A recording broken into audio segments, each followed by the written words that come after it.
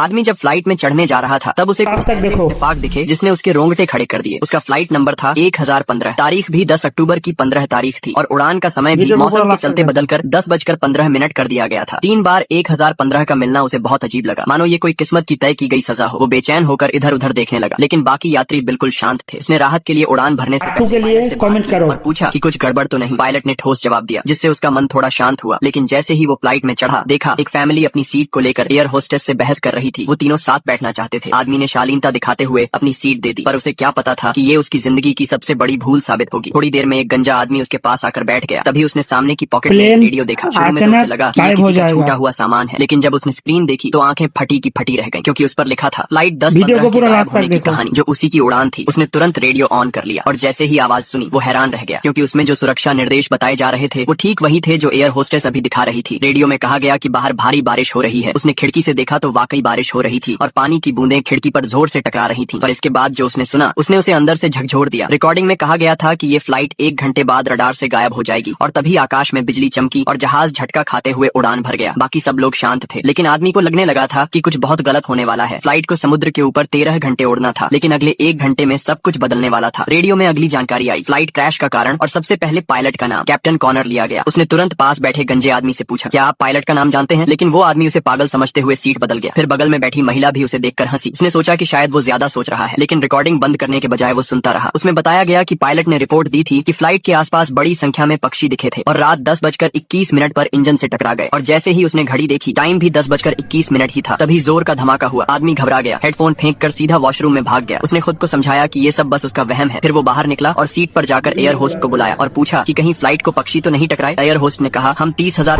को फॉलो भी कर लेना यार, पक्षी नहीं आते। फिर भी उसने कहा पायलट से पूछ लो, लेकिन उसे साफ मना कर दिया गया। बाकी यात्री उसे घूरने लगे और एयर होस्ट ने भी कहा, ऐसी अफवाहें फैलाने से लोगों में घबराहट फैलती है। आदमी ने तुरंत माफी मांगी और बैठ गया, लेकिन तभी पीछे से एक आदमी की आवाज आई, हाँ कुछ तो टकराया था। वो बोला, मैं इसी एयरलाइंस का रिटायर्ड पायलट हूँ और अक्सर फ्री में सफर करता हूँ। उसने साफ कहा, पायलट कॉनर ही फ्लाइट उड़ा रहे हैं और पायलट कभी भी सच्चाई यात्रियों को नहीं बताते, क्योंकि डर फैल सकता है। लेकिन उसने यकीन से कहा, इंजन से टकराव हुआ है। ये सुनकर आदमी फिर से परेशान हो गया, क्योंकि उस रिटायर्ड पायलट ने पायलट का वही नाम लिया था जो रेडियो में सुना था। अब उसे लगने लगा कि सब बातें सच हो रही हैं। उसने दोबारा हेडफोन लगाया और आगे की रिकॉर्डिंग सुनने लगा, जिसमें कहा गया कि रात 11:15 पर फ्लाइट रडार से गायब हो जाएगी। उसने तुरंत घड़ी देखी, अब बस 40 मिनट ही बचे थे। उसका दिल जोर जोर से धड़कने लगा, पसीना बह रहा था। वो फ्लाइट के हर यात्री को गौर से देखने लगा, लेकिन रिकॉर्डिंग में ये नहीं बताया गया था कि फ्लाइट गायब क्यों होगी। बस कहा गया था वो रडार से लापता हो जाएगी। आदमी जानता था उसे अब कुछ करना होगा। उसने अपनी डायरी निकाली और सारी बातें लिखनी शुरू